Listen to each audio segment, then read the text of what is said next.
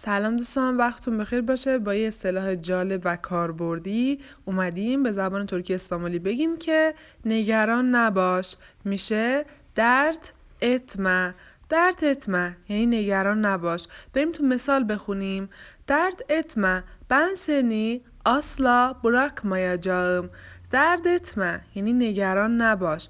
بن یعنی شخص من، سنی یعنی تو را، سن یعنی تو، آی پسوند راه، سنی تو را، asla یعنی اصلاً، bırakmayacağım. bırakmak یعنی رها کردن، ول کردن. bırakmayacağım آجاک پسوند زمان آینده هستش که با ما اینجا منفی شده و هم پسوند فاعلی شخص من هستش. bırakmayacağım یعنی ول نخواهم کرد. پس میگه دردت من، نگران نباش، ben seni asla، من تو رو اصلا، bırakmayacağım ول نخواهم کرد. خیلی اصطلاح جالبیه. لایک و سابسکرایب یادتون نره دوستان.